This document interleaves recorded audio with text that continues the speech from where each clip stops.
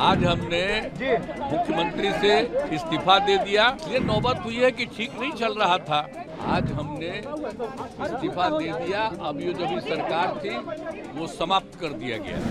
Should the idiom of Aya Ram, Gaya Ram be changed to Aya Nitish, Gaya Nitish? I'll tell you why I'm asking this. Because this is the 5th time in a decade the 72-year-old JDU Chief Nitish Kumar has switched camps. Even after doing this, Nitish Kumar might not face any legal repercussions, despite having anti-defection law in place. But why? Before I decode this for you, don't forget to like, share and subscribe to Moneycontrol. Now, what is the anti-defection law in India? A member is said to have defected when he or she either has abandoned a position or association, often to join an opposing group. To avoid this party switching, the Anti-Defection Law was introduced. The Rajiv Gandhi government formulated this law in 1985 via the 52nd Constitutional Amendment. The 10th schedule of the Constitution, that is Anti-Defection Law, came into effect on March 1st, 1985. This law was brought in after various state governments were toppled by party-changing MLAs after the 1967 general elections. The most notable case in this was of a Haryana MLA named Gaya Lal. In 1967, Gaya Lal changed parties thrice within a fortnight. A pun on his name birthed the new idiom that soon became one of Indian politics' most enduring contributions to the Hindi language, Aya Ram, Gaya Ram. So this law's intent was to bring political stability.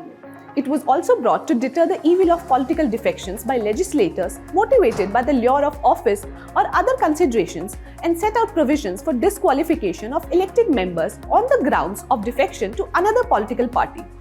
Now, not only could an MLA or MP not change parties, they could not even vote independently. It was all to be done on the orders of their party. So when can a member be disqualified? Well, there are 4 conditions to it. If an elected member gives up his membership of the party voluntarily, if the MLA or MP abstains from voting in the House going against the party's direction, if any independently elected member joins any political party, if a nominated member joins any political party after 6 months, the ruling of the Speaker or the Chairman of the House would be considered final. But there are some exceptions also.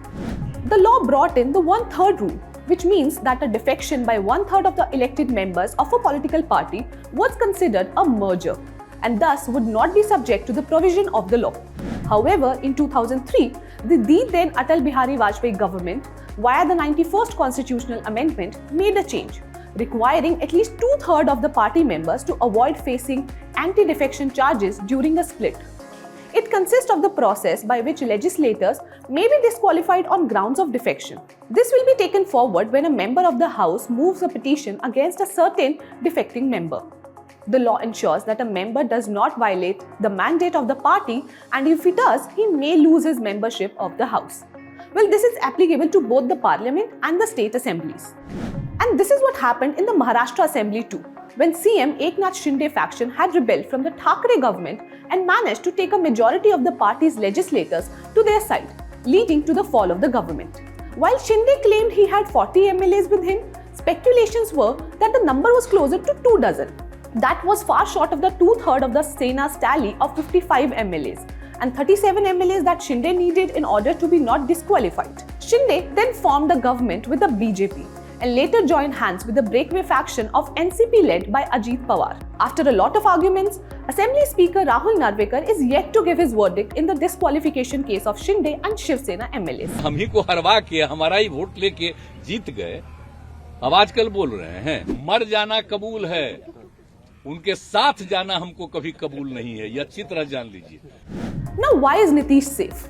Nitish Kumar's situation regarding to the anti-defection law is complex and has been subject to legal debate. The anti-defection law applies to defection within a party or legislature, not from pre-poll alliances. Some argue that Nitish didn't defect from JDU but changed alliances as a party leader. And for anti-defection to apply, a split must occur within a party's legislative wing.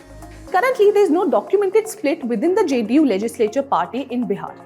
While some MLAs might support the BJP more, they haven't formally broken away from the JDU, making it difficult to invoke anti-defection measures. Hope you found this video informative, and for more such content, keep watching Moneycontrol.